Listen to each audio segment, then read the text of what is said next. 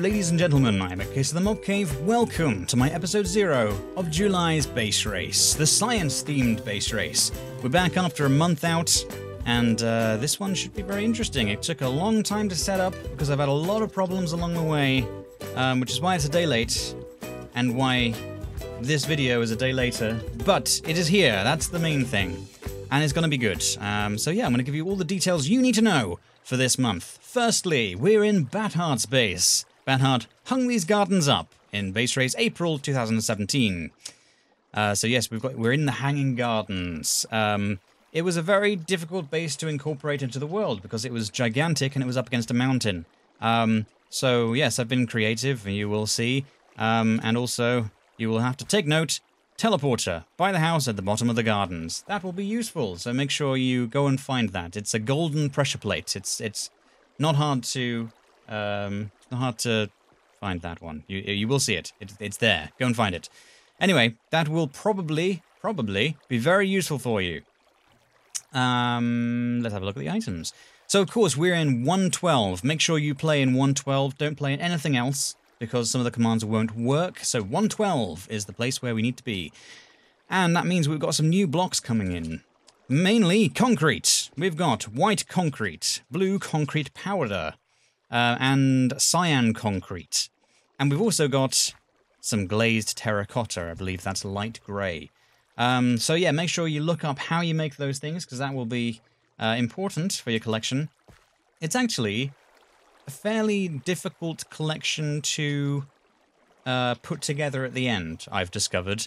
There are lots of little pieces that go in different places and lots of things to smelt, and it takes a lot of thinking. So make sure you get your lists done, because that will really help. Always make lists.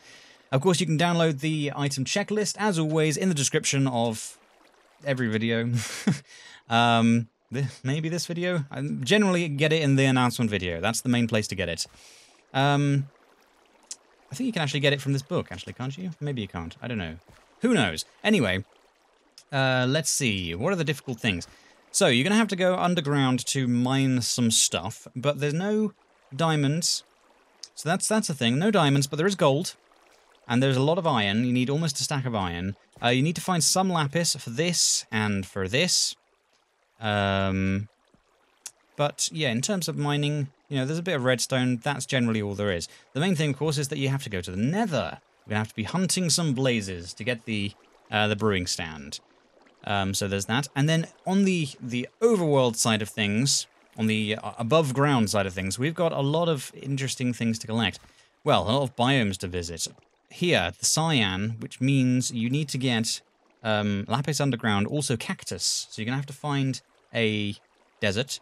There is also brown stained glass, which means you need to find cocoa beans, which means you need to find a jungle. Can't take it from there. Are there any cocoa beans here? I don't see cocoa beans. I see a thing. I see a melon, but no cocoa beans. So good, you can't steal them from here anyway. Ha! Dark oak. Some dark oak planks there. And already seen the lapis. Is that about it? Oh yeah, we've got birch saplings. We need to find birch trees. Not often too difficult, but it might be this time. You don't know. You don't know yet. Yeah, that's about it. So yeah, I think it's, again, it's not extremely difficult, but you do have a lot of things to do. So yeah, it should be an interesting one. Should be an interesting one. Right. Let's go down and have a look at the choices, shall we? So we're going to remove ourselves from team, and it teleports us right down here. Isn't that fantastic? Okay, so, as per usual, I'm going to play both stages, or just the base stage. I prefer to collect or build with observer blocks and redstone, or daylight sensors and magma blocks. That's the other thing, is you do need to collect some quartz for different things. We've got a quartz block here, but also, whether you go for observer blocks or daylight sensors, they're both going to need quartz for that. So that's the thing. And comparators need quartz as well. So quartz, another thing to get from the nether. So yeah, you've got to decide which thing you think is better for you to collect and build with between those two things, as per usual. Right. Render distance, at least 6. At least 6. That's something to remember. don't use any of these in the nether. We're about to find out what they are. Pow! I've decided I'm not going to bother telling you to look away, because you really should be listening to these things. I don't give away too much, but I say things that could be really important. And if there's anyone out there who's ever had problems getting one of the pros or, things to work properly or not understanding, then you really should listen to this section. So I'm not going to be telling people to look away anymore. New thing. Anyway, Dr. Wozniak has asked you to experiment with the rocket boots, the teleporter, the mining helmet. Okay, all really cool. All really good. One of these, the teleporter, gave me some huge problems. Huge problems. Was it yesterday that yesterday I was doing my final tests, and I realized that it was causing the entire game to lag out only in certain locations. Why would it do that? I eventually found out the reason why, but it's fine now. It should all be fixed. It shouldn't do that. Anyway, things you need to know about these rocket boots: land softly. Land softly. Basically, after your last boost, you will have 4 seconds to land, and you shouldn't take any damage. This is another problem that I had with some of the commands and stuff working very, very weirdly in Minecraft. But yeah, you shouldn't take damage.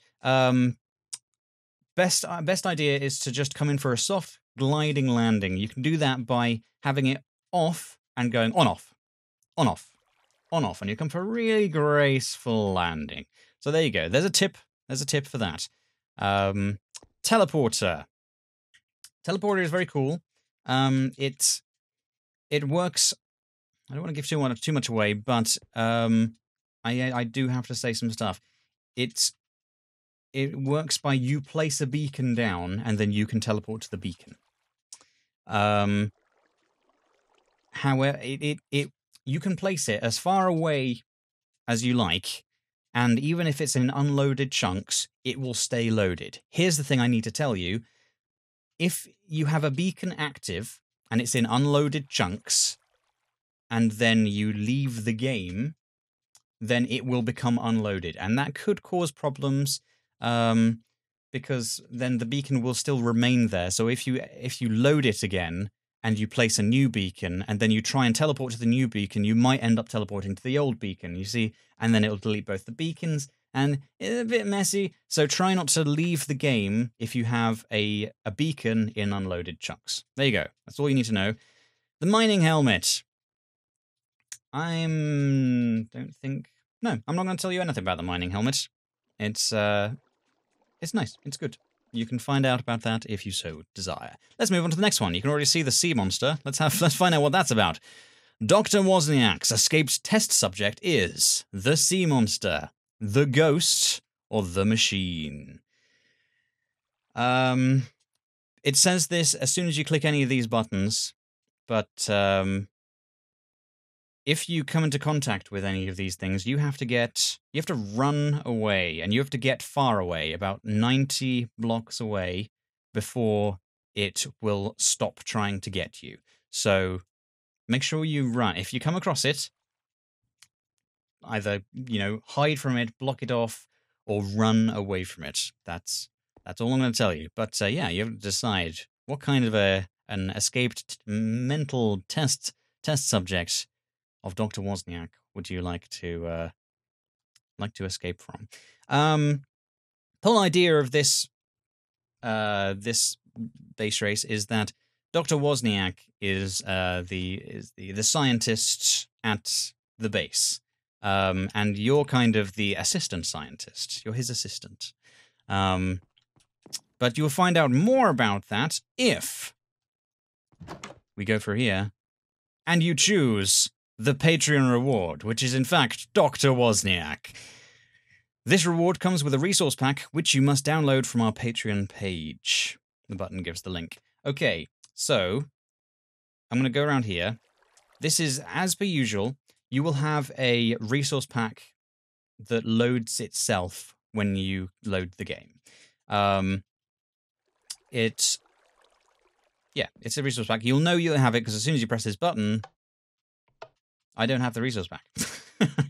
But you'll hear my voice as soon as you press that button. If you hear nothing, then you don't have it installed. Anyway, it should load itself. So as usual, that should be completely fine. However, if you are a patron, then there is an extra resource pack that you can download from the same post that you get the password for the Patreon reward. So just make sure you install that before you start playing, and it will give you everything extra that you need. Right. That is almost everything.